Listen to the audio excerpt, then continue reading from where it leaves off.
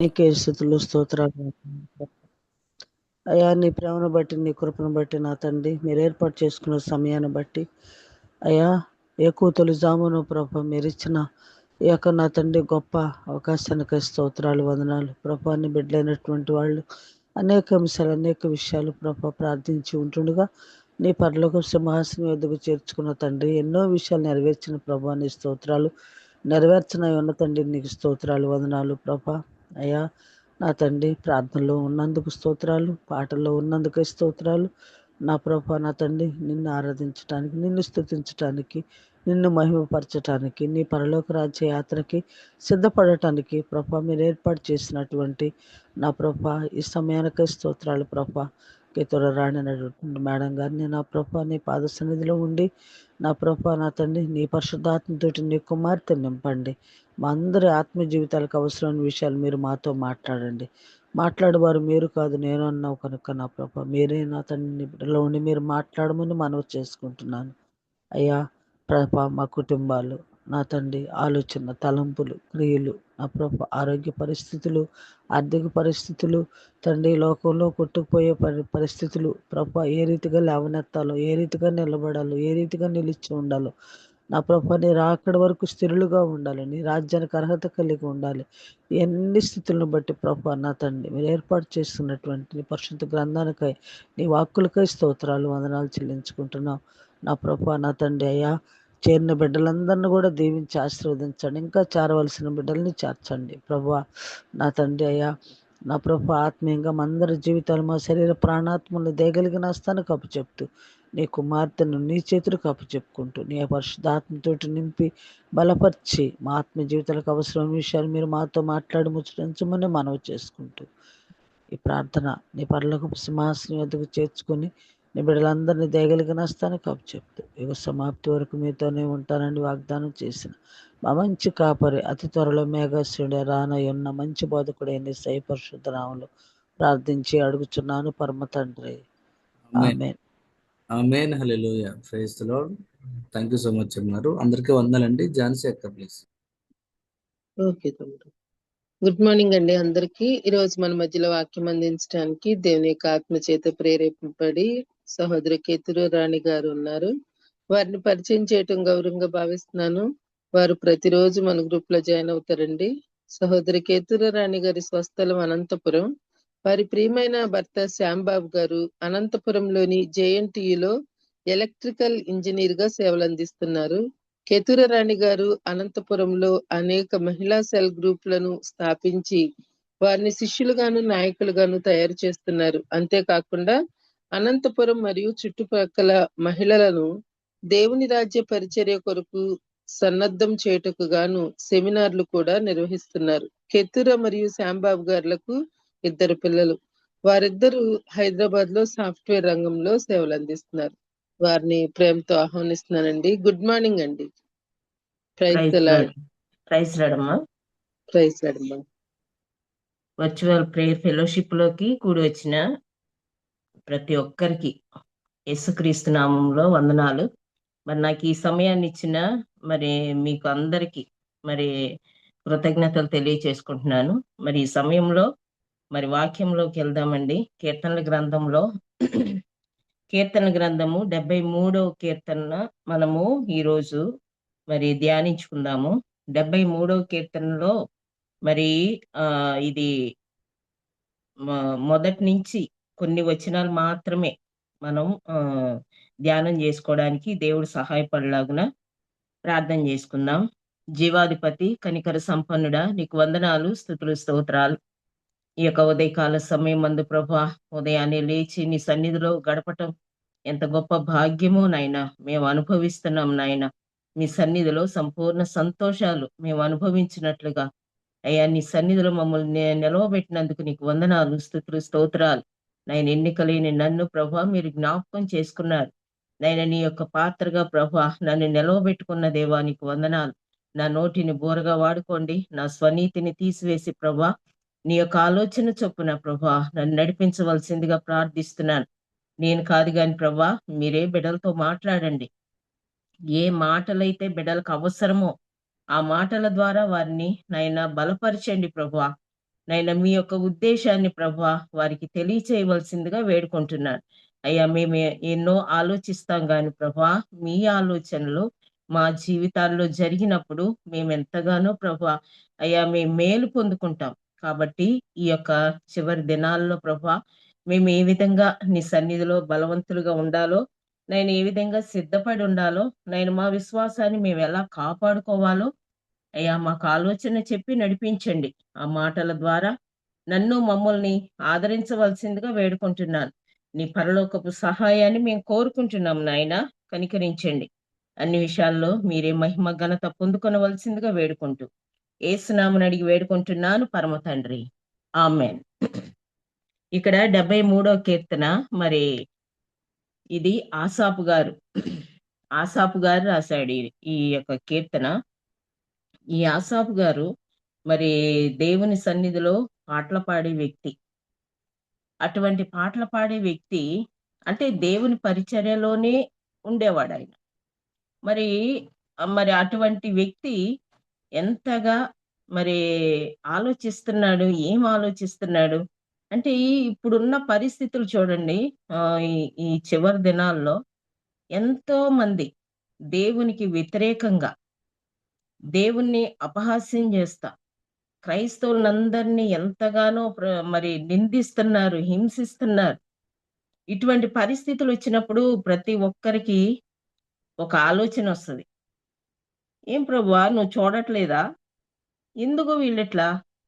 ఎందుకు వీళ్ళని ఏం చెయ్యవా నువ్వు అని మనుషులుగా ప్రతి ఒక్కరూ, విశ్వాసులైన ప్రతి ఒక్కరూ ఆలోచిస్తారు ఇట్లా. ఎందుకనంటే మానవ దేహంతో ఉన్నాం కాబట్టి మనకి మామూలుగా ఎందుకు అనాలి, ఎందుకు చేయాలనే మనసు వస్తుంది. కానీ మన దేవుడు మాత్రం ఎటువంటి వాడంట, చాలా మంచి దేవుడు. ఎంత మంచి దేవుడు అంటే మనం ఎవరినైతే వాళ్ళని శిక్షించు ప్రభువా, వారిని ఏదన్నా చెయ్యి అని మనం అంటున్నప్పుడు సైతము ఆయన ఎంతో మంచివాడుగా వారి పట్ల దయ చూపిస్తా ఉంటున్నాడు. ఆ దయ ఎటువంటిదంటే వాళ్ళు మారు మనసు పొందాలని ఇంకా ఆయన కనికరాన్ని, దయను చూపిస్తున్నాడు. అది ఎప్పుడు వరకు చూపిస్తాడు అంటే ఇంక నేను ఈ యొక్క విషయంలో ఈయన్ని క్షమించలేను అనే పరిస్థితి వరకు ఆయన దయ చూపిస్తాడంట, ప్రేమ చూపిస్తాడంట కదా. అట్లా చూపేసి అంత దీర్ఘశాంతము దేవునికి. అందుకనే దేవుని లక్షణాలు కలిగి ఉండాలని దేవుడు ఎప్పుడు మనకి చెప్తా ఉంటాడు. ఈ ఆసాపు గారు కూడా నిజంగా అదే ఆలోచనలో, దుర్మార్గులు, బలహీనులు, భక్తిహీనులు ఎంతగా విస్తరిస్తున్నారు. ఎందుకని ప్రభువా నువ్వు చూడట్లేదు? ఇంకోటి ఏంటంటే వాళ్ళు ఎన్ని దేవునికి వ్యతిరేకంగా చేసినా, ఎన్ని చేసినా వాళ్ళు క్షేమంగా ఉంటున్నారే. ఈ ఈ మాట ఆయనకి చాలా బాధాకరం అనిపించిందంట. ఈ ఆసాపు గారికి. ఈ ఆసాపు గారికి అది చాలా బాధ అనిపించింది. ఏ ప్రభువా ఎందుకు నువ్వు ఇట్లా? మరి వాళ్ళు ఎంతగా క్షేమంగా ఉండాలి, వారు గర్విస్తున్నారు గదా. ఈ విధంగా ఆయన ఆలోచిస్తా ఉన్నాడంట. అందుకనే 73వ కీర్తనలో ఇక్కడ 3వ వచనము మనం చదివినప్పుడు, భక్తిహీనుల క్షేమము నా కంటబడినప్పుడు గర్వించు వారిని బట్టి నేను మత్సరపడితిని. ఇక్కడ ఆయన మత్సరపడుతున్నాడంట. ఆళ్ళు క్షేమంగా ఉన్నారు, మరి గర్విస్తున్నారు. మరి అంతేకాదు వారికి అసలు ఏమి మరణ యాతనలు గాని, మరి ఇంకోటేంటంటే తెగులుండదంట వాళ్ళకి. ఇవన్నీ కూడా ఆయన గమనిస్తున్నాడక్కడ. గమనించి ఆయన ఆ మాటలో మరి చెప్తున్నాడు, దేవుని సన్నిధిలో ప్రార్థన చేస్తున్నాడు. ఎందుకు ప్రభువా ఇట్లా వాళ్ళని నువ్వేం చెయ్యవా నువ్వు? ఎందుకిట్లా ఉంటున్నారు? ఇప్పుడు దేవుని నమ్మనోళ్ళంటే వాళ్ళకి శిక్షొస్తది అని బయటికెళ్ళి సువార్త చెప్పేవాళ్ళు ఎంతో మంది ఈ విధంగా చెప్తా ఉంటారు. కానీ వాళ్ళు మాత్రం ఏమనుకుంటారు? మేము చాలా బాగున్నాం, మేము చాలా హ్యాపీగున్నాం ఈ పరిస్థితుల్లో. ఇంకో దేవుడు మాకెందుకు అనే మనసు వాళ్ళకొస్తా ఉంటది. కదా! అందుకనే ఇక్కడ ఈయన మత్సర పడ్డాడంట. ఎందుకు ప్రభు అట్లా? వాళ్ళు క్షేమంగా ఉన్నారు. కానీ దేవుడు మరి ఇక్కడ 37వ కీర్తనలో ఏమని చెప్తాడంటే 37వ కీర్తనలో చెడ్డవారిని మొదటి వచనంలో, చెడ్డవారిని చూచి నువ్వు వ్యసన పడకుము, దుష్కార్యములు చేయు వారిని చూచి మత్సర పడకు. చెడ్డవారిని చూసి నువ్వెందుకు వ్యసన పడతావయ్యా? కదా! వాళ్ళెప్పుడూ ఉండాల్సిందే. ఎందుకంటే వాళ్ళు తీర్పులోనికి, పాతాళములోనికి, నరకానికి సిద్ధపడి ఉంటున్నారు వాళ్ళు.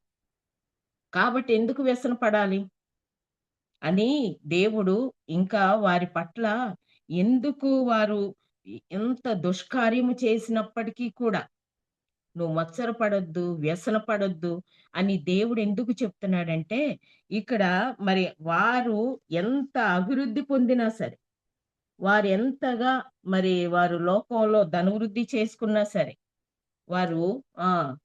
ఇట్లా క్షణములోనే వారి యొక్క జీవితం ముగిసిపోదు. క్రైస్తవులమైన మనకి ఒక నిరీక్షణ ఉంటది.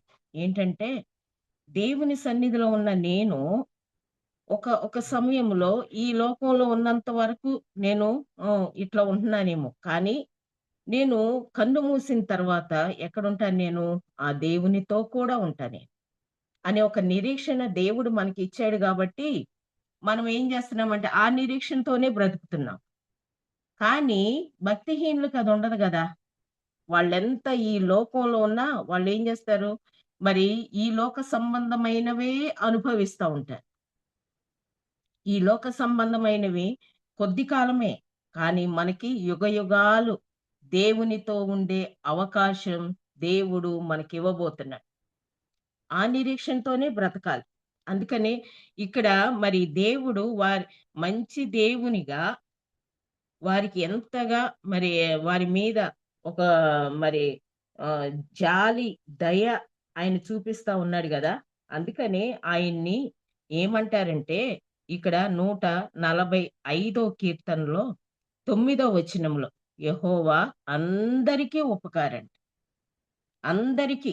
ఎందుకంటే ఆయన అందరి ఎడల ఆయన తన త్యాగాన్ని చూపించాడు. తన యొక్క మరి ఆయన చనిపోయి అందరి పాపాలు కూడా పరిహరించాడు. కాబట్టే అందరికీ ఉపకారిగా ఉన్నాడాయన. ఆయన కనికరములు ఆయన సమస్త కార్యాల మీద ఉన్నాయి.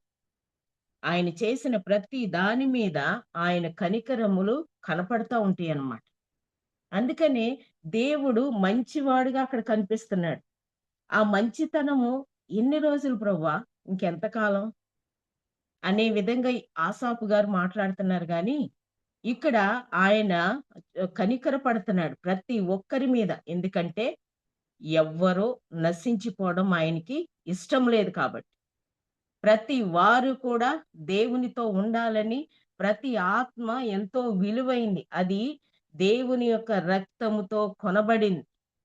ఆయన సొత్తుగా చేసుకొనబడిన ఆత్మని ఆయన ఎందుకు విడిచిపెట్టుకుంటాడు? కాబట్టే ఆ విలువ తెలుసు గాబట్టే ఆయన ఎంతగానో మరి ఇక్కడ ఇంకో మాట మత్తయి సువార్తలో 5వ అధ్యాయము 45వ వచనంలో ఆయన చెడ్డవారి మీదను, మంచివారి మీదను తన సూర్యుని ఉదయింపచేసి నీతిమంతుల మీదను, అనీతిమంతుల మీదను వర్షము కురిపించుచున్నాడు. చూసారా? చెడ్డవారి మీద, మంచివారి మీద ఒకే రకంగా వర్షం గాని, సూర్యుని వెలుగు గాని అదే మనకి అదొక ఇది ఇచ్చాడనుకోండి. ఏది? మనం ఏం చెప్తే అది అయ్యేటట్టు ఇచ్చాడనుకోండి. మనం ఏం చేస్తాం? ఎవరైతే దేవుడిని నమ్ముకోలో ఆళ్ళెవ్వరి మీద ఇంకా వర్షం రాకూడదు, వెలుగు ఈ విధంగా ఉంటాం. అంటే దేవుడు పక్షపాతం లేకుండా చూస్తా ఉంటాడు. కానీ మనమైతే పక్షపాతం చూపిస్తూ ఉంటాం. ఎందుకని? ఈ శరీరములో ఉన్న పాపాన్ని అప్పుడప్పుడు బయటకొస్తా ఉంటది ఆ పాపం. అది ఆ పాప పురుషుడు మనల్ని ఏం చేస్తా ఉంటాడంటే, ఆ యొక్క మరి అబద్ధానికి మనని ఏం చేయమంటాడంటే, "నువ్విట్లా ఉండు. ఇట్లాగే ఉండాలి. ఈ లోకంలో ఇట్లా ఉంటేనే నువ్వు బ్రతకగలుగుతావు. లేపోతే నీ మాట ఎవరు ఇనరు. నిన్ను లెక్క చేయరు." ఈ విధంగా మనలో ఉన్న పాప పురుషుడు చెప్తా ఉన్నప్పుడు మనము ఆ పాప పురుషుని మాట ఒక్కొక్కసారి వింటా ఉంటాం. కానీ ఆత్మదేవుడు చెప్పే మాట మనము ఎప్పుడైతే వింటామో దేవుని యొక్క మంచితనమేంటో మనకు తెలుస్తది. ఆయనెందుకు కనికరపడుతున్నాడు? ఆయనెందుకు దయ చూపిస్తున్నాడు? అంటే ఈ లోకంలో ఉన్న శ్రమలను బట్టి మనం అట్లా అనుకోవచ్చు గాని, కానీ దేవుడు ప్రతి ఒక్కరికి తన రాజ్యములో చోటివ్వడానికి ఆయన ఇష్టపడుతున్నాడు. ఇప్పుడు చాలా మంది అనేక చోట్లకి మరి చూస్తున్నప్పుడు ఎన్నో వ్యతిరేకతలు. ఎంతగా మరి ఆహ్, చేసేది ఆళ్ళు పనికిమాలిన పనులు. కానీ మనల్ని ఎంతగానో విమర్శిస్తా ఉంటారు. ఏది మత ప్రచారం చేసేస్తున్నారు, మతంలోకి మార్చేసుకుంటున్నారు. ఈ విధంగా అంటా ఉంటారు గానీ, వాళ్ళు చేసేదమ్మా ఎంతో భయంకరంగా ఉంటది. అవన్నీ చూస్తున్నప్పుడు వ్యసనం కలుగుతా ఉంటది. మత్సరం కలుగుతా ఉంటది. ఎందుకు ప్రభువా వీళ్ళని ఇంకా నువ్వు ఆలోచిస్తున్నావు ఎందుకయ్యా? అని ప్రతి ఒక్క విశ్వాసికి అని అనిపిస్తది గానీ, మరి అప్పుడు ఉన్న భక్తులకు కూడా అట్లాగే అనిపించిందంట. ఆనాడు ఉన్న ఇర్మియా కూడా ఇదే మాట అంటున్నాడు. ఏమని అంటే ఇర్మియా గ్రంథంలో 12 అధ్యాయంలో యెహోవా మొదటి వచనం నుంచి చదువుతున్నానండి. యెహోవా నేను నీతో వాదించినప్పుడు నీవు నీతిమంతుడుగా కనబడదు. అయినను న్యాయము విధించుటకును గూర్చి నేను నీతో మాట్లాడుదును. దుష్టులు తమ మార్గములో వర్ధిల్లనేలా, మహా విశ్వాసఘాతకులు సుఖింపనేలా. ఇక్కడేమంటున్నాడండి? దుష్టులు తమ మార్గములో వర్ధిల్లుతున్నారంట. అంతేకాదు విశ్వాసఘాతకులు సుఖంగా ఉంటున్నారంట. ఇవి యిర్మీయా దేవుణ్ణి అడుగుతున్నాడు. ఎందుకు ప్రభువా ఇట్లా? ఎప్పుడు కూడా ఇశ్రాయేల్ ప్రజలను గూర్చి అంగలార్చే ఆ ప్రవక్త ఆయన ఆయనకి కూడా ఈ బాధ. ఎందుకు నాయనా ఇట్లా? నువ్వెందుకు ఆలోచిస్తున్నావు? ఎందుకు వారిని ఈ విధంగా ఉంచుతున్నావు? అనని ఆయన కూడా. కానీ దేవుడు ఆయనకు కూడా ఒక సమాధానం ఇచ్చాడు. ఎక్కడంటే ఇక్కడే 11 అధ్యాయంలో ఆహ్, 22వ వచనంలో 11 అధ్యాయం 22వ వచనంలో సైన్యములకు అధిపతియగు యెహోవా వారిని గూర్చి సెలవిచ్చినదేమనగా, నేను వారిని శిక్షింపబోచున్నాను. వారి యవ్వనులు ఖడ్గము చేత చంపబెడెదరు. వారి కుమారులు, కుమార్తెలు క్షామం వలన చచ్చెదరు. ఇయన్నీ కూడా ఇదిగో కీడు రాబోతుంది. వారి మీదకి నేనేం చూస్తా ఊరుకోలేదు అనని యిర్మీయాని సమాధానపరిచాడు దేవుడు. అంటే ఆనాడు యిర్మీయా కూడా బాధపడిన పరిస్థితులు. అంటే ఒక గొప్ప ప్రవక్త అయినా, ఆ ప్రవక్త అయినప్పటికీ కూడా ఈ పరిస్థితులు, ఈ భక్తిహీనులు చూసి ఆయనకెంతో బాధైపోయింది. సొంత వారే ఆయన్ని మరి ఎంతగానో హింసిస్తున్నారు. మరణానికి అప్పగిస్తున్నారు. అటువంటి పరిస్థితుల్లో ఆయన ఎందుకు ప్రభువా ఇట్లా చూస్తున్నావు నువ్వు? ఈళ్ళు చూడు ప్రభువా, ఈ దుర్మార్గుల్ని చూడు.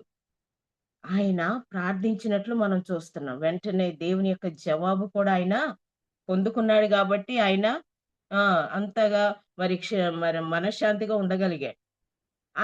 ఆయనే గాదు ఇంకా హబక్కూకును కూడా తీసుకుందామండి. హబక్కూకు కూడా ఈ విషయంలో హబక్కూకు గ్రంథము 1 అధ్యాయము 13వ వచనంలో నీ కనుదృష్టి దుష్టత్వము చూడలేనంత నిష్కళంకమైనది గదా!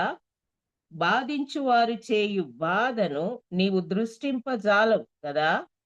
కపటులను నీవు చూచియు దుర్మార్గులు తమ కంటే ఎక్కువ నీతిపరులను నాశనము చేయగా నీవు చూచియు ఎందుకు ఊరుకున్నావు? హబక్కూకు గారు అడుగుతున్నాడండి. ఎందుకు ఊరుకుంటున్నావు ప్రభువా? నీతిపరులను నాశనం చేస్తున్నారు గదా! అప్పుడు మణిపూర్‌లో మరి అప్పుడు క్రైస్తవుల్ని హింసించినప్పుడు మనందరికీ వచ్చిన ఆలోచన ఇదే కదా! ప్రభువా వారు ఎంతగా హింసించబడుతున్నారు. నువ్వెందుకయ్యా చూచి ఎందుకు ఊరుకుంటున్నావు నువ్వు? అధికారులు ఎవ్వరు పట్టించుకోవట్లేదు గదా! పరిపాలకులు ఎవ్వరు ఏం మాట్లాడట్లేదు గదా! ఎందుకు ప్రభువా? ఎంతో మంది ప్రార్థన చేసిన అనుభవం ఉండుంటది. కానీ దేవుడు ఇక్కడ మరి 2వ అధ్యాయములో 4వ వచనములో వారు యథార్థపరులు కాక తమలో తాము అతిశయపడుదురు కదా. వారు చేసిన పనికి వారు అతిశయపడతారంట. వాళ్ళు మేము మంచిగా చేశాము అని వారు గర్విస్తా ఉంటారంట. కానీ నీతిమంతుడు ఎట్లా విశ్వాస మూలముగా బ్రతుకుతుంది. అవన్నీ చూచినప్పటికీ కూడా నీతిమంతులు వారి విశ్వాసాన్ని కోల్పోరంట. దేవుడు స్పష్టంగా మనతో మాట్లాడుతున్నప్పుడు మామూలుగా మనం ఎప్పుడు కూడా దేవుణ్ణి ఎందుకు ప్రభువా, ఏంటి ప్రభువా అని ఈ విధంగా మనము అడుగుతానే ఉంటాం. మన ప్రార్థన అంతా ఎట్లా ఉంటదండి? నిజంగా మన ప్రార్థన అంతా కూడా మరి ఇక్కడ ఎక్కువగా మనం ఏం చేస్తామంటే యెషయా గ్రంథము 64వ అధ్యాయంలో ఇక్కడ 9వ వచనం లాస్ట్ లైన్ లో చిత్తగించుము, చూడుము, దయచేయము, ఇవన్నీ దేవునికి ప్రార్థనలో చెప్తా ఉంటాం అన్నమాట. ఇక్కడ మేము దోషం చేస్తున్నాం, అయినా దాన్ని జ్ఞాపకం చేసుకోవద్దు. ఈ విధంగాని చిత్తగించు, చూడు, దయచేయి, ఇయే కదా మన ప్రార్థనలో ఉండేది. ఎంతసేపు చూసినా ఈ విధమైన ప్రార్థన మనం చేస్తూ ఉంటాం. కానీ నశించిపోయే ఆత్మల పట్ల భారము మనము మరి ఎక్కువగా కలిగి ఉండాలని ఈ అంచె దినాల్లో దేవుడు మనతో మాట్లాడుతూ వస్తున్నాడు.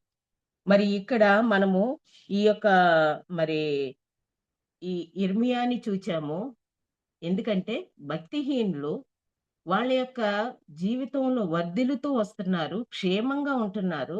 ఎందుకు ప్రభువా నువ్వు చూస్తా ఉన్నావు అని ఇర్మియా అన్నాడు, హబక్కూకు కూడా అన్నాడు. మరి హబక్కూకు మరి ప్రార్థన చేసినప్పుడు దేవుడు ఆయనకు కూడా జవాబు ఇచ్చాడనమాట. ఎందుకయ్యా నువ్వు బాధపడతావు, వారికి కూడా శ్రమ వస్తుంది. ఈ విధంగా జవాబు ఇవ్వగలిగాడు దేవుడు హబక్కూకి. కానీ యోబు గారు కూడా ఒకానొక సమయంలో అదే మాటలో అన్నాడు. చూడండి, ఆయన భక్తిహీనుల గురించి 21వ అధ్యాయం, యోబు గ్రంథము 21వ అధ్యాయంలో మరి 8వ వచనము లేకపోతే 7వ వచనము నుండి, భక్తిహీనులు ఎలా బ్రతుకుదురు కదా, ఎట్లా బ్రతుకుతున్నారు వాళ్ళు?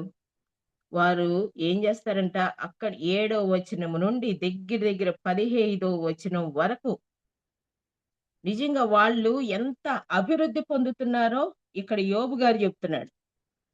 ఎంతగా వారు చేసిన పనికి మాత్రం కూడా వారు బాధపడట్లేదు.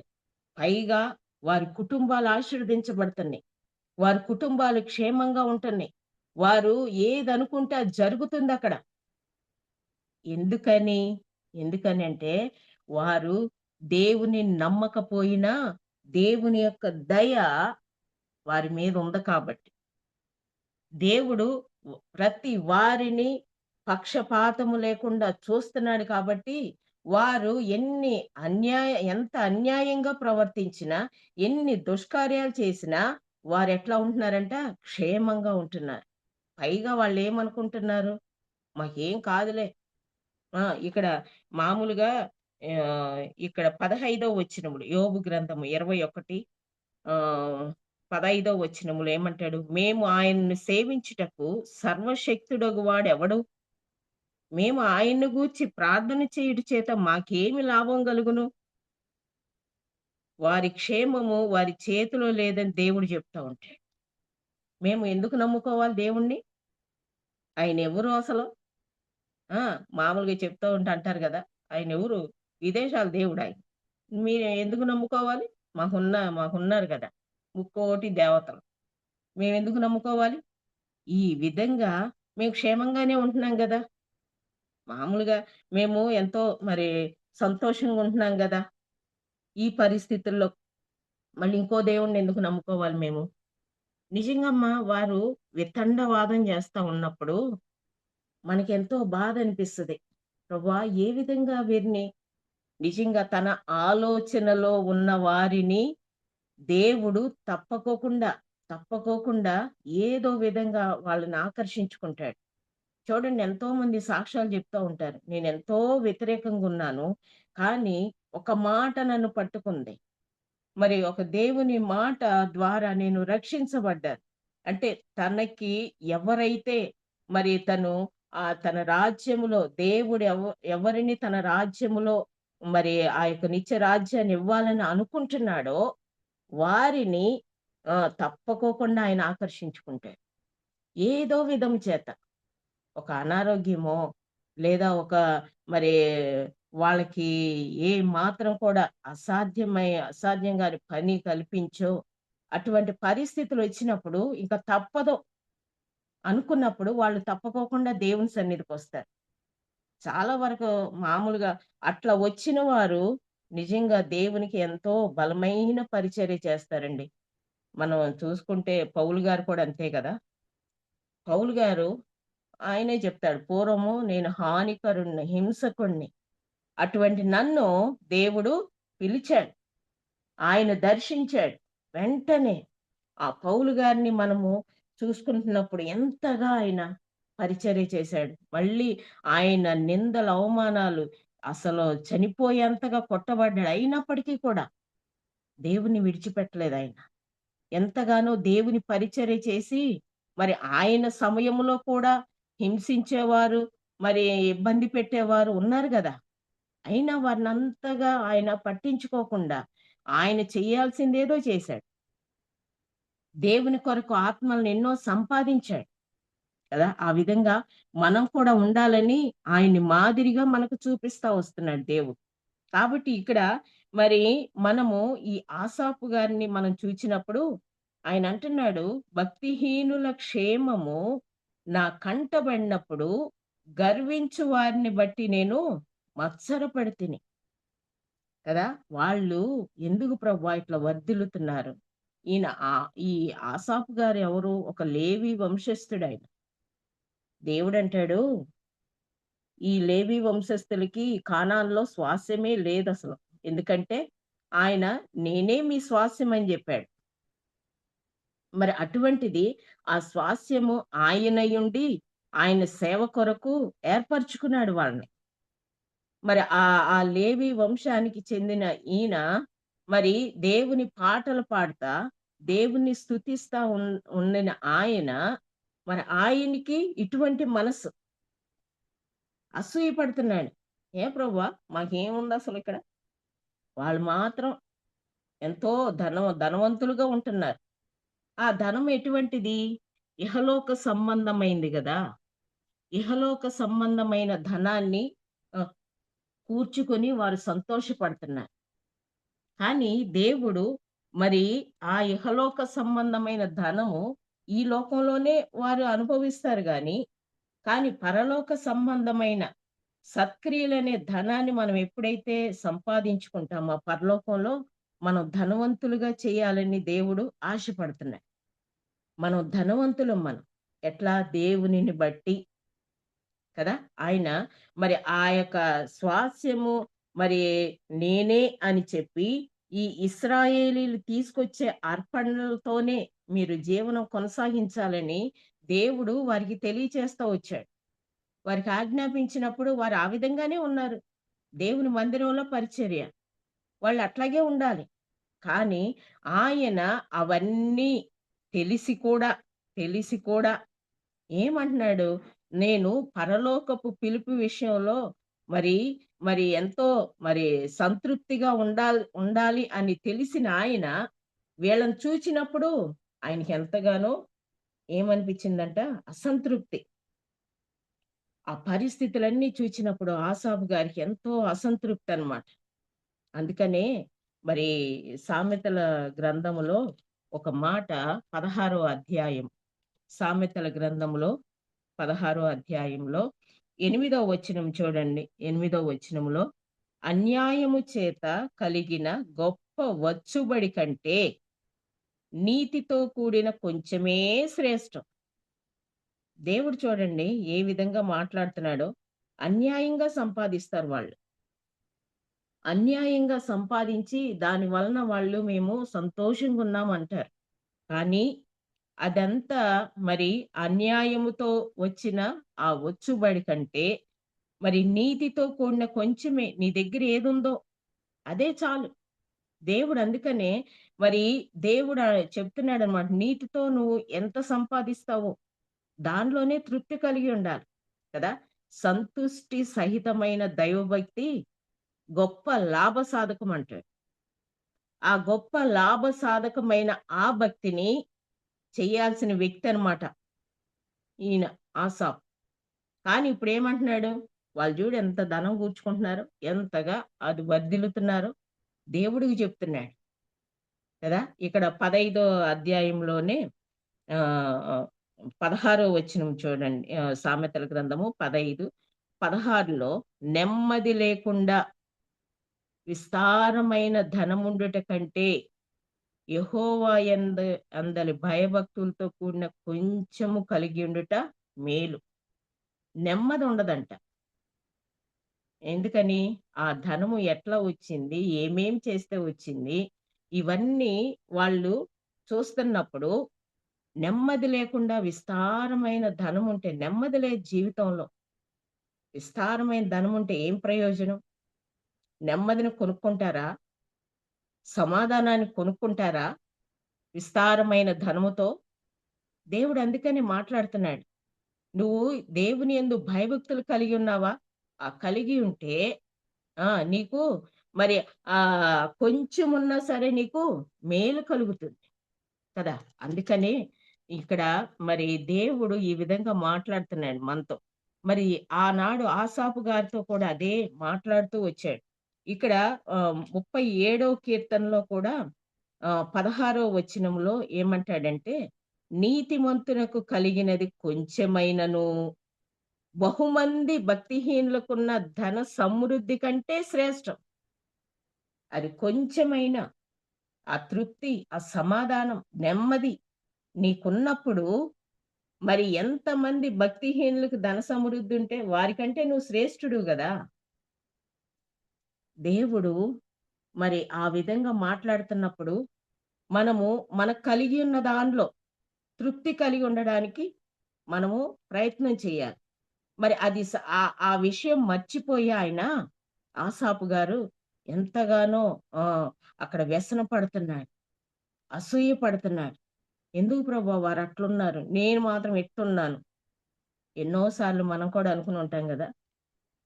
నేను మేము ఎంత భక్తిగున్నాం, ఎంత ప్రార్థన చేస్తున్నాం, ఎంతగా దేవునిలో ఉన్నాము అనుకుంటున్నాం. దేవుడు నిన్ను సంతోషపెడుతున్నాం గదా! ఇయన్నీ చెప్పుకొని మరి భక్తిహీనులు నానాటికి వర్ధిల్లుతున్నారు గదా! ప్రభువా మేమెందుకిట్లా? కొన్ని కార్యాలు జరగనప్పుడు ఈ విధమైన మనసు మనకుంటది. ఆ మనసుని తీసేసుకోవడానికే దేవుడు ఈరోజు మనతో మాట్లాడుతున్నాడు. ఆ అసూయ అనే ఆ మనసు నుంచి దాన్నించి మనము విడిపించబడాలి. ఈ అసూయ అనే కార్యము ఏం చేస్తదంటే మనిషిని చంపేస్తదంట.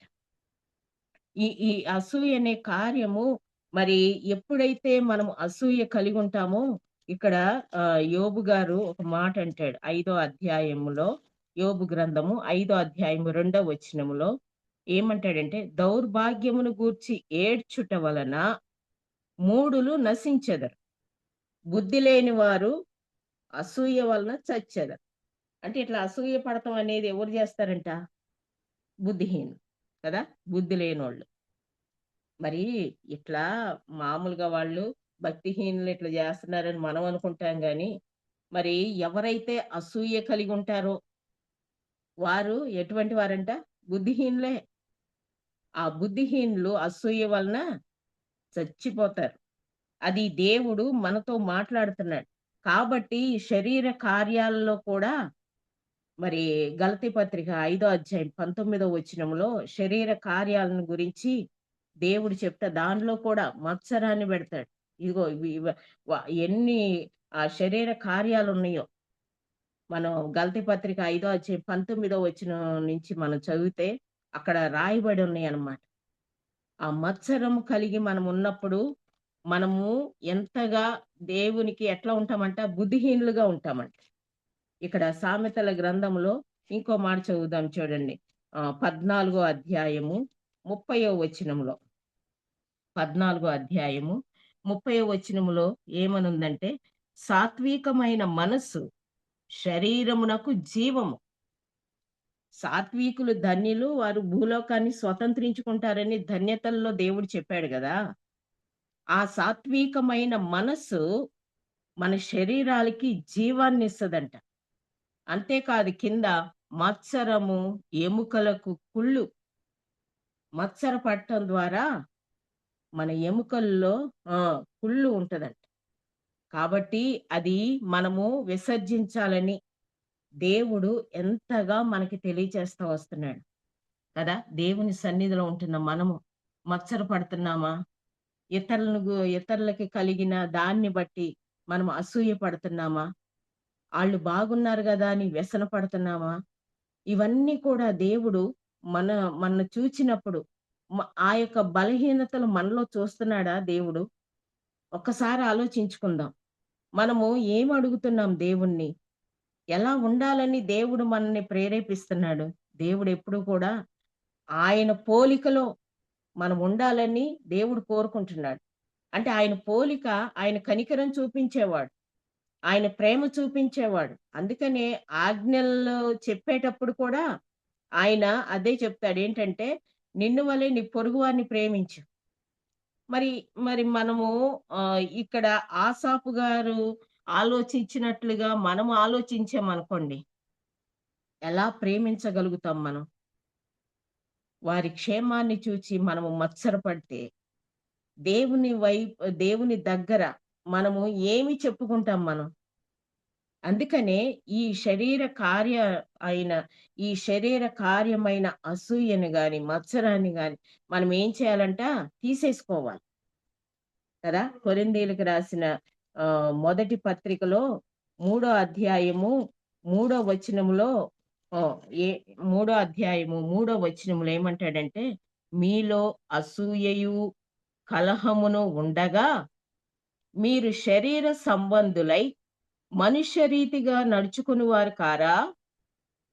అవునండి.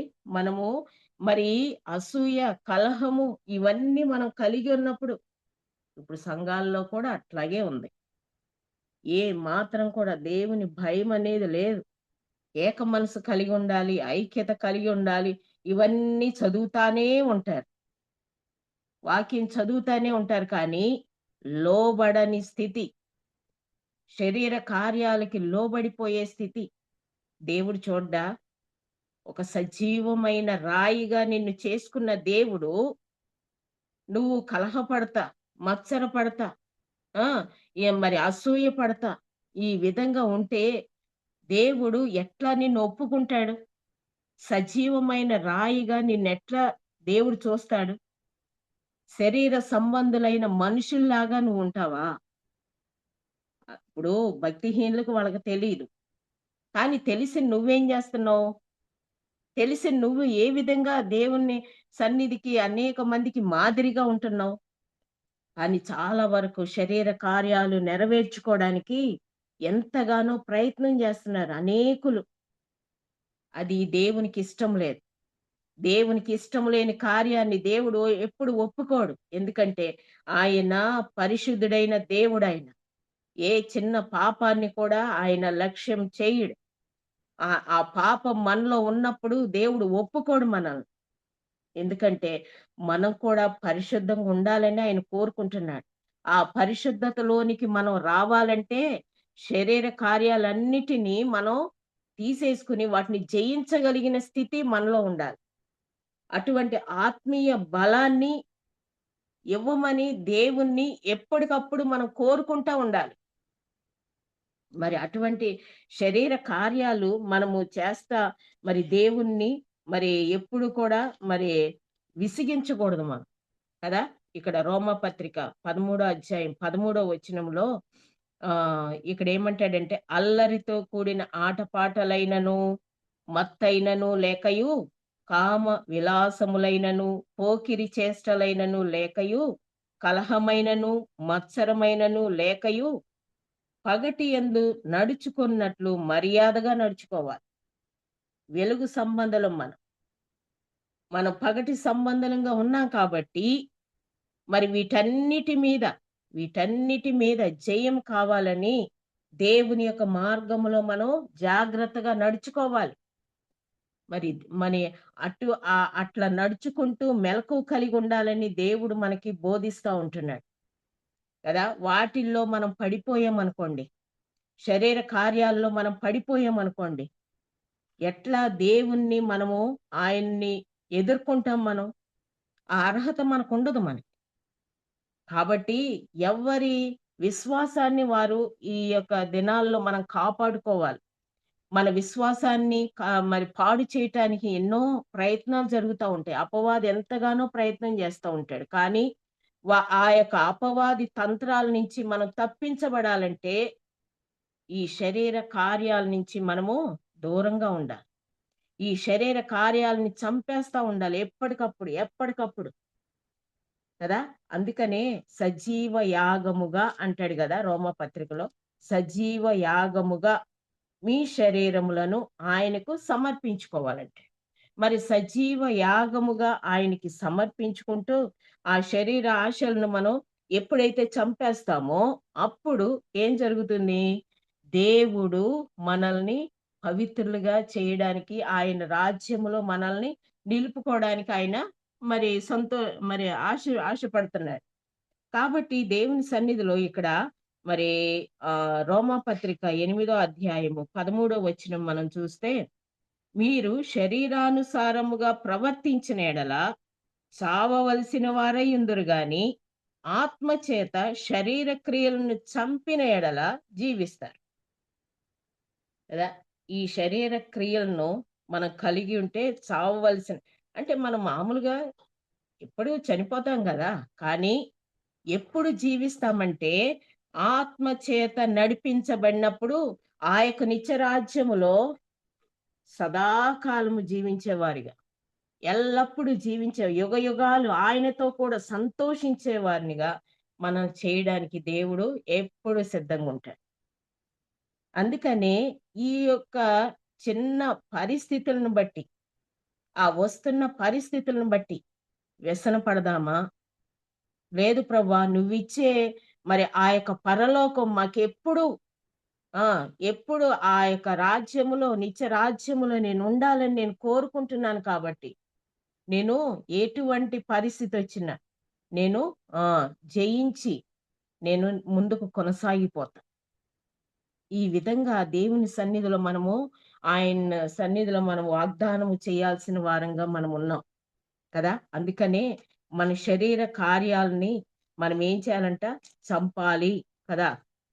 తిమోతికి రాసిన పత్రిక 3వ అధ్యాయము 12వ వచనములో ఏమంటాడంటే, క్రీస్తు యేసునందు సద్భక్తితో బ్రతుకను ఉద్దేశించు వారందరూ హింస పొందుతారు.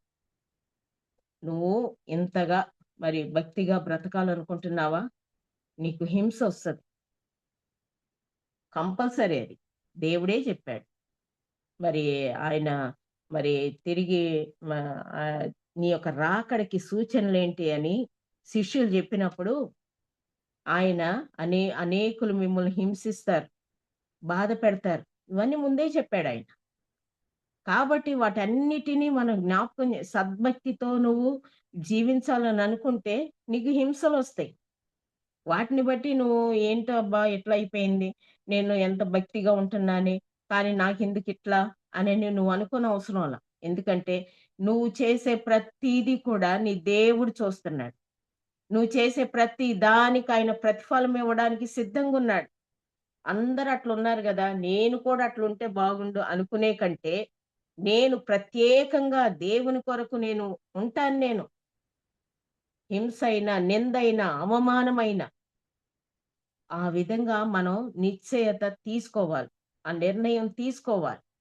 అప్పుడు మనకి శ్రమ వచ్చినా, ఇబ్బంది వచ్చినా కదా, దేవుడు మనల్ని ఏం చేస్తాడంటే ఆ యొక్క పరిస్థితుల నుంచి మనల్ని తీసేయటమో అంటే తప్పించటమో, లేదా ఆ పరిస్థితుల్లో ఉన్నప్పుడు కూడా మనకు సహాయం చేయడానికో దేవుడు ముందుకొస్తాడు కదా! మన పరిస్థితులన్నీ ఎరిగిన దేవుడు. ఆయన శరీరధారిగా ఉన్నప్పుడు ఆయనేం చేశాడంటే ఎంతగా మరి మనము ఎలా శోధించబడతామో ఆయన కూడా అలాగే శోధించబడ్డాడు.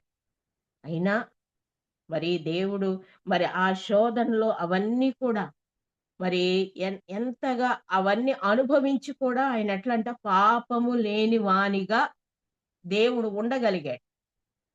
దేవుని సన్నిధిలో ఉంటున్న మనము మరి ఈ కొద్ది కాలపు శ్రమలు ఎన్నదగినవి కావు అనుకోవాలండి. అప్పుడే మనము ముందుకు కొనసాగలుగుతాం. లేదు వాళ్ళు అట్లున్నారు, నేను ఇట్లా ఉన్నాను అని ఎప్పుడైతే నువ్వు ఒకలాంటి నిరుత్సాహ పరిస్థితికొస్తావో, అపవాది నీ మీద దాడి చేస్తాడు. దాడి చేసి ఇంక నిన్ను వెనక్కి లాగే ప్రయత్నం చేస్తా ఉంటాడు. వాడి నుంచి నువ్వు తప్పించుకోవడానికి ఎంత ప్రయత్నం చేసినా చాలా అది కుదరని పరిస్థితిలోకొచ్చేస్తదనమాట. అందుకనే దేవుని సన్నిధిలో మనము శ్రమ పడుతున్నప్పుడు దేవునికి మనం ఏం చేయాలంట అప్పగించుకోవాలి కదా! ప్రభువా నువ్వే నాకు సహాయం చెయ్యాలి. నువ్వే నాకు తోడుండాలి అనని దేవుని మీద మనము ఆధారపడాలి. ఇక్కడ రోమాపత్రిక 8వ అధ్యాయంలో 18వ వచనం మనం చూస్తే, మన ఎడల ప్రత్యక్షము కాబోవు మహిమ ఎదుట ఇప్పటి కాలపు శ్రమలు ఎన్న తగినవి కావని ఎంచుచున్నాను. ఇప్పటి కాలపు శ్రమలు ఎన్న తగినవి కావు. వాటినంతా పట్టించుకోనవసరం లా. కాబట్టి ఇంతగా దేవుడు మనల్ని బలపరుస్తున్నప్పుడు మనం ఎట్లా ఉండాలంట? ఆ! ఆయన సన్నిధిలో శ్రమలొచ్చినప్పుడు ఇక్కడ ఇంకొక మాట పేతురు పత్రికలో పేతురు రాసిన మొదటి పత్రిక ఒకటో అధ్యాయం 6, 7 వచనాల్లో, ఇందువలన మీరు మిక్కిలి ఆనందించుచున్నారు గాని అవసరమును బట్టి నానా విధములైన శోధనల చేత ప్రస్తుతమున కొంచెము కాలం మీకు దుఃఖము కలుగుచున్నది. కొంచెం కాలం దుఃఖం కదా! ఎందుకంటే మన యొక్క విశ్వాసానికి పరీక్ష. అమూల్యమైన విశ్వాసం అంట మనది. ఈ అమూల్యమైన మీ విశ్వాసము ఈ శోధనల చేత పరీక్షకు నిలిచినదై యేసుక్రీస్తు ప్రత్యక్షమైనప్పుడు మీకు మెప్పును, మహిమ, ఘనత కలుగుట కారణమవుద్దంట. ఎప్పుడు? మనం సహించుకున్నప్పుడు. మరి ఆ సహింపులోనే మనకి దేవుని యొక్క మెప్పు కలుగునట్లుగా మనము ఆయన సన్నిధిలో ఓపిక కలిగి ఉందాం. ఆ శోధనల ద్వారా మనకి ఎన్ని పరిస్థితులు వచ్చినా ఆ పరిస్థితులన్నిటిని మనం ఏం చేయాలంట? జయించగలిగిన స్థితి మనం కలిగి ఉండాలి. 4వ అధ్యాయము పేతురు రాసిన మొదటి పత్రికలోనే 4వ అధ్యాయము మొదటి 2 వచనాల్లో ఏమని ఉంటదంటే, క్రీస్తు శరీరమందు శ్రమపడెను గనుక మీరును అట్టి మనసును ఆయుధముగా ధరించుకొనుడి. శరీర విషయంలో శ్రమ పడినవాడు శరీరమందు జీవించు మిగిలిన కాలం ఇక మీదట మనుజాశలను అనుసరించి నడుచుకొనక దేవుని ఇష్టానుసారముగానే నడుచుకొనినట్లు పాపముతో జోలి ఇక నేమియూ లేక ఇందును. చూడండి, పాపముతో జోలికి ఏమీ లేకుండా ఉండడానికి ఆయన శ్రమ పడ్డాడు కాబట్టి ఆ మనసు మనకి ఆయుధముగా ఉండాలంట కదా! అట్టి మనసు మనకు ఆయుధముగా, క్రీస్తేసుని కలిగిన మనసు మనకు ఆయుధముగా ఉన్నప్పుడు మనము ఎట్లంట, ఈ యొక్క మనుషులను చూచినప్పుడు, భక్తిహీనులను చూచినప్పుడు, వీళ్ళు చేసే పనులు మనం చూచినప్పుడు దేవుడు మనల్ని బలపరుస్తా ఉంటాడనమాట. ఎందుకంటే నేనున్నాను, నేను నీకు సహాయం చేస్తా అనే ఒక ధైర్యాన్ని దేవుడు మనకిస్తా ఉంటాడు. మరి అటువంటి దేవుడు మనకి ఇంతగా మరి దేవుడు మనకి మరి ఎంతగా మనని ఆదరిస్తున్నాడు ఆ మాటలతో కదా! అందుకనే 12వ వచనంలో, ప్రియులారా మిమ్మును శోధించుటకు మీకు కలుగుచున్న అగ్ని వంటి మహాశ్రమలను గూర్చి మీకేదో ఒక వింత సంభవించినట్లు ఆశ్చర్యపడద్దు. ఈ శ్రమను చూచి ఆశ్చర్యపడిన అవసరం లేదు. ఎందుకంటే క్రీస్తు మహిమ బయలుపరచబడినప్పుడు మీరు మహానందముతో సంతోషించు నిమిత్తము క్రీస్తు శ్రమలలో మీరు పాలివారై ఉన్నంతగా సంతోషించాలి. శ్రమలు వచ్చినప్పుడు సంతోషపడతారండి? బాధలు వచ్చినప్పుడు సంతోషంగా ఉంటారా? మానవ మానవ మనస్తత్వాన్ని బట్టి బాధలు వచ్చినప్పుడు కన్నీరు, వేదన ఇవన్నీ ఉంటాయి. కానీ క్రీస్తుని కలిగి ఉన్నప్పుడు ఆ శ్రమలను బట్టి, ఆ శోధనలను బట్టి మనం ఏం చేస్తామంట? సంతోషపడతామంట కదా! జనులు నా నిమిత్తము మిమ్మల్ని అనేక మాటల చేత నిందించి, హింసించి, మీ మీద అబద్ధముగా చెడ్డ మాటలెల్లా పలుకున్నప్పుడు మీరు ధన్యులు, సంతోషించి ఆనందించుడి అనని దేవుడు చెప్తా ఉన్నప్పుడు ఆ మాటలన్నీ మనకు తెలుసు. కానీ పరిస్థితులు మారినప్పుడు మన విశ్వాసము ఎంతవరకు బలంగా ఉంటుంది? మన విశ్వాసం అభివృద్ధి చెందుతుందా? లేదా తగ్గిపోతుందా? ఇంక నేను ఉండలేను ఈ పరిస్థితుల్లో అనే స్థితికి నువ్వు వస్తున్నావా? ఇవన్నీ దేవుడు గమనిస్తా ఉంటాడు. ఎప్పుడైతే దేవుని యొక్క మాటలు మన హృదయములో ఉంటాయో, దేవుని యొక్క మాటల ద్వారా మనము ఆదరించబడతా ఉంటున్నామో, అప్పుడు ఆ బలము చేత మనం ముందు కొనసాగగలుగుతాం. లోకానుసారంగా ఉంటే మనము వీటన్నిటిని జయించలేం. ఇప్పుడు చూడండి, మోషే గారున్నారు. ఆయన మరి ఈ యొక్క ఇహలోక సంబంధమైన ధనము కంటే పరలోక సంబంధమైనవి నాకు ఎంతో ప్రాముఖ్యం అనుకున్నాడు. అందుకనే ఐగుప్తు దేశం యొక్క ధనము కంటే ఆ దేవుడిచ్చే నాకు ఆ శ్వాసమే ఎక్కువ. వాటన్నిటిని తుచ్చమైనవిగా ఆయన అనుకున్నాడు. వాటన్నిటిని విడిచిపెట్టేశాడు. కాబట్టే దేవుని చేతిలో ఆయన ఒక పనిముట్టుగా ఉన్నాడు. ఎంతమంది ఇప్పుడు ఆ విధంగా ఉండగలుగుతున్నాం? ఎంతమంది మరి ఆ విధంగా లోకంలో ఉన్న వాటిని అన్నిటిని జయించి దేవుని కొరకు నిలబడగలుగుతున్నాం? మరి దేవుడు ఈ రోజు మనతో మాట్లాడే మాట ఇదే. ఈ ఆసాపు గారు ఆయన ఎంతో మత్సరపడ్డాడు. వాళ్ళేమో పుష్టిగుంటారు, వాళ్ళకి తెగులు రాదు, వాళ్ళు గర్వంగా ఉంటారు, వాళ్ళు ఏమి చేసినా అది ఏమనుకున్నా అది జరిగిపోతా ఉంటది. ఈ విధంగా ఆయన మరి ఆలోచిస్తా ఉన్నప్పుడు ఆయన మత్సర పడుతున్నాడు, వ్యసన పడుతున్నాడు. ఆయన మరి అంటే దేవుని సేవ చేసే ఆయన, ఆ దేవుని సేవ చేసే ఆయన అట్లా అంటున్నాడంటే, ఒక మనిషి దగ్గరికి వెళ్ళి చెప్తే ఆయన పరిస్థితి ఎట్లా ఉంటది?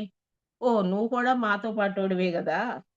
నువ్వు కూడా ఇట్టాగే ఆలోచిస్తావు అనుకుంటారేమో అని ఆయన ఏం చేశాడో తెలుసా?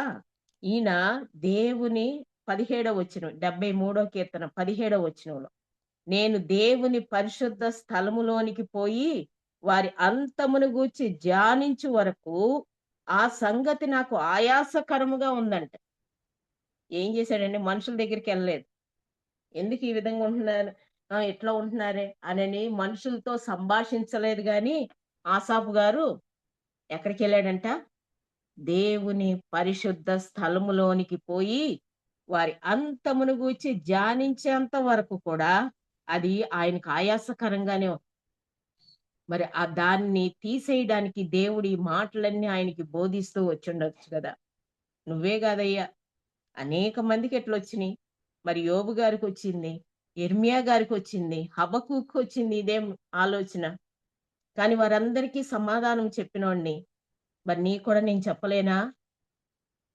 కాబట్టి దేవుడు ఆయనకి బోధించాడు. వాళ్ళ పరిస్థితి ఏంటి?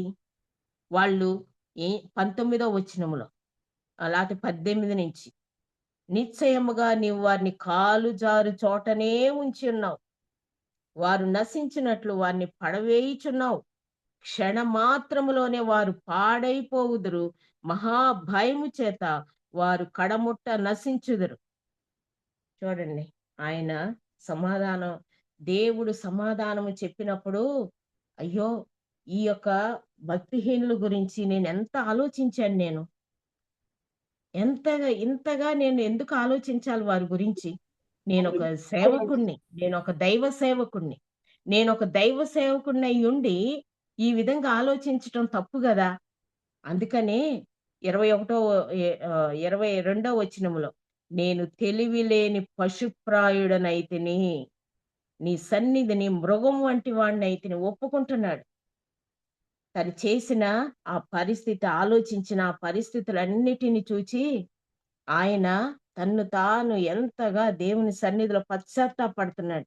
అయ్యో! ఇంత పశువులాగా నేనెట్లా ఆలోచించానయ్యా! ఆసాపు గారు ఆయన అంటున్నాడు, నేను మృగంలాగా నేను నీ సన్నిధిలో ఉంటున్నా. ఎందుకు ప్రభువా? ఆలోచన శక్తి నశించిపోయిందే. నిజంగా దేవుని సన్నిధిలో ఉంటున్న మనము మరి, మరి మన యొక్క ఆలోచనలు వాటన్నిటిని జయించకపోతే మనము దేవుని సన్నిధిలో ఈ విధంగా పశ్చాత్తాపడాలి. ఎందుకంటే లోక సంబంధులుగా మనము ఉండడానికి దేవుడు ఒప్పుకోడు. లోప లోక సంబంధులుగా మనము బ్రతకడానికి దేవుడు ఒప్పుకోడు. వారు ఆలోచించినట్లుగా మనం ఆలోచించకూడదు. ఎందుకంటే మనం పరసంబంధులం. ఏ పరిస్థితిలోనైనా సరే దేవుడు మనకు సహాయము చేస్తాడనే ఒక నిరీక్షణ మనం కలిగి ఉండాలంతే. ఈ లోకంలో మనుషులు ఎంత సంపాదించినా ఆ ధనము ఒక్క క్షణములోనే పోద్ది. కానీ మనము సంపాదించుకున్న ఆ పరలోక ధనము అది ఎల్లప్పుడూ ఉంటది మనకి. ఆ నిరీక్షణతోనే మనం బ్రతకాలనమాట. అందుకనే ఇక్కడ ఆయన ఒప్పుకుంటున్నాడు. నేను తెలివి లేని పశుప్రాయుడినయ్యాను ప్రభా! ఎందుకు నేను వాళ్ళ వైపు చూడాలి నేను? ఎందుకు నేను ఈ విధంగా ఉండాలి? ఆయన పశ్చాత్తాపడ్డాడు. అంతేకాదు ఇంకా ఆఖరికి ఆయన ఒక నిర్ణయం తీసుకున్నాడు. ఏమనంటే 25వ వచనంలో, ఆకాశమందు నీవు తప్ప నాకెవరున్నారయ్యా? నిజమే కదా! లోకంలో ఎంతోమంది సొంత వారున్నా, బంధువులున్నా, దేవుడున్న పరిస్థితులు ఎంతో ప్రత్యేకంగా ఉంటాయి. దేవుడు వారి హృదయాలను ఏల్తున్నప్పుడు, వారికి తోడుగా ఉన్నప్పుడు, ప్రతి ఒక్కరి జీవితాల్లో ఇదే మాటొస్తది. ఆకాశమందు నీవుండగా నాకు ఇంకేది నీవు నాకుండగా లోకంలోంది నాకేది అక్కర్లేదు. నువ్వే కావాలయ్యా. నాకింకేం అవసరం లేదు. ఈ లోకంలో భక్తిహీనులు సంపాదించుకుంటున్న వాటిని బట్టి నేనెంతో మత్సరపడ్డాను, వ్యసనపడ్డాను.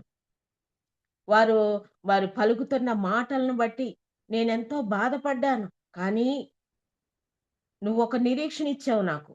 ఆసాపు గారు ఎంతగా దేవుని సన్నిధిలో ఆయన్ని మరి ఎంతగా మరి ప్రార్థిస్తున్నాడు. పశ్చాత్తాపపడుతున్నాడు. ప్రభువా! నేనసలు అట్లా ఆలోచించి ఉండకూడదు గదా! నువ్వు నాకిచ్చింది చాలు. తృప్తి కలిగిన జీవితం నేను కలిగి ఉండాలి. కానీ నేనెందుకు ఈ విధంగా ఉన్నాను?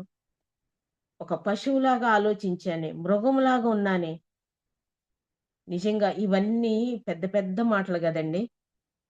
కానీ మన దగ్గరకొచ్చేసరికి మనం ఏమనుకుంటామో తెలుసా? ఆ! అందరూ అట్లున్నారు గదా! మనం అంటే ఏమవుద్దిలే అని ఈ విధంగా ఆ! ఏమో నేననుకున్నది మంచిదేలే అనే పరిస్థితికొస్తాం గానీ, ఇంతగా దేవుని సన్నిధిలో మనం పశ్చాత్తాపపడం. అందుకనే బైబిల్‌లో వ్రాయబడిన వారికి, మనకి చాలా తేడా ఉంటది. దేవుడు అందుకే వారిని గురించి ప్రత్యేకంగా రాపించి ఉంచాడనమాట. వారు తప్పు చేసినా మరలా వాళ్ళేం జేస్తారు? దేవునిలో మళ్ళీ సమకూర్చబడి వాళ్ళేం జేస్తారంటే, ప్రభువా! ఇదిగో నువ్వే నాకు దిక్కు. నువ్వు తప్ప నాకెవరున్నారయ్యా? నీకే చెప్పుకుంటాను ఏదైనా సరే. నువ్వే నాకు ఆలోచించి చెప్పేవాడు అని వారు ఎప్పుడు కూడా దేవుని సన్నిధిలో మరి ప్రార్థిస్తా ఉంటారు. ఇక్కడ ఇంకో మాట ఏమనుందంటే 28వ వచనంలో, నాకైతే దేవుని పొందు ధన్యకరం. నీ సర్వ కార్యములను నేను తెలియచేయనట్లు నేను ప్రభువైన యెహోవా శరణుజొచ్చున్నాను. ఆసాపు గారు దేవుని యొక్క కార్యాలను తెలియచేయడానికి ఆయన ఇంకా సిద్ధపడ్డాడు. అప్పుడు దాకా అపవాది కూడా ప్రేరేపించుంటది గదా ఆయన్ని. నువ్వు చూడు దేవుడే మీకు స్వాస్థ్యం అన్నావు. ఆళ్ళు చూడు ఎట్ట సంపాదించుకుంటున్నారో, వాళ్ళు చూడు ఎంత బాగుంటున్నారో, ఆళ్ళ పిల్లలకి ఉద్యోగాలొత్తాయి, ఆళ్ళ పిల్లలే మంచిగుంటారు. నీ పిల్లలకి ఏముందక్కడ? ఈ విధంగా చెప్పుంటాడు కదా. కానీ ఈయన మళ్ళీ వెంటనే దేవుని సన్నిధికి వెళ్ళి ఎప్పుడైతే తన గురించి ఆయన దేవుని సన్నిధిలో కనిపెట్టి ప్రార్థన చేశాడో, ఆయన సన్నిధిలో ధ్యానించాడో, వెంటనే ఆయనకున్న ఆయాసాన్ని, ఆ పరిస్థితిని దేవుడు తీసేశాడు. ఆయన ఎంతగానో తన సన్నిధిలో నిలవబెట్టుకున్నాడు. ఆయన పని ఏంటి అనేది దేవుడు తెలియచేస్తా వచ్చాడు. కాబట్టి మన జీవితాల్లో ఇప్పుడున్న పరిస్థితులను బట్టి అనేక సార్లు ఈ విధంగా మనం ఆయాసపడి ఉంటాం, వ్యసనపడి ఉంటాం. మరి దేవుడు మనతో ఈ మాటల ద్వారా మనల్ని హెచ్చరిస్తున్నాడు, మనకి బోధిస్తా మనతో మాట్లాడుతున్నాడు. ఇట్లా ఉండాలమ్మా, ఇట్లా ఉండాలి. నేను అసలు మామూలుగా ప్రిపేర్ అయిందే వేరు, కానీ దేవుడు దేవుడు ఈ మాటల ద్వారా నన్ను బలపరిచి మీతో పంచుకోవడానికి దేవుడు నాకు మనసునిచ్చాడు. కాబట్టి ఇది ఎంత అవసరమో మనకి, ఆ అవసరాన్ని మనం గుర్తించాలి. అవును ప్రభా, నేను ఎట్లా ఉన్నా నీ సన్నిధిలో వ్యసనపడేదానిలాగా ఉన్నానా? ఆ శరీర కార్యాలు అప్పుడప్పుడు బయటకు వస్తా ఉంటున్నాయి ప్రభా, వాటన్నిటి నుంచి నన్ను తప్పించు. ఆ శరీర కార్యాలను చంపేసేలాగా నీ వాక్యము చేత నన్ను బలపరిచయ్యా అని దేవుని సన్నిధిలో మనం ఎప్పుడు కూడా ప్రార్థించే వారంగా మనం ఉండాలి. ఎందుకంటే మా ఆ యొక్క మరి ఈ యొక్క అంత్య దినాల్లో మరి ఎక్కువగా దేవుని పరిచర్యలో మనం బలంగా ఉండాలంటే, మన విశ్వాసాన్ని కోల్పోకుండా ఉండాలంటే, ఈ శరీరంలో ఉన్న పాప పురుషుణ్ణి చంపేసి మరి ఆత్మీయంగా మనం బలవంతులుగా మనం ఉన్నప్పుడు, దేవునితో ఒక మంచి దగ్గర సంబంధం మనం కలిగి ఉన్నప్పుడు, దేవుడు ఆలోచన చెప్పి మనల్ని నడిపిస్తా ఉంటాడు. ఎక్కడ ఏ విధంగా మాట్లాడాలి, ఎక్కడ ఏ విధంగా ఉండాలి, మన యొక్క విశ్వాసములో పరీక్షలు వచ్చినప్పుడు ఎలా తట్టుకోవాలి, ఈ విధంగా మనకి బోధిస్తా ఉంటాడు. కాబట్టి వాక్యము ద్వారా ప్రతి వారు కూడా ఆ యొక్క దేవుని సన్నిధిలో బలవంతులుగా ఉండునట్లుగా మనము ప్రార్థన చేద్దాం. దేవుడి మాటలు దీవించునుగాక. ఆమేన్.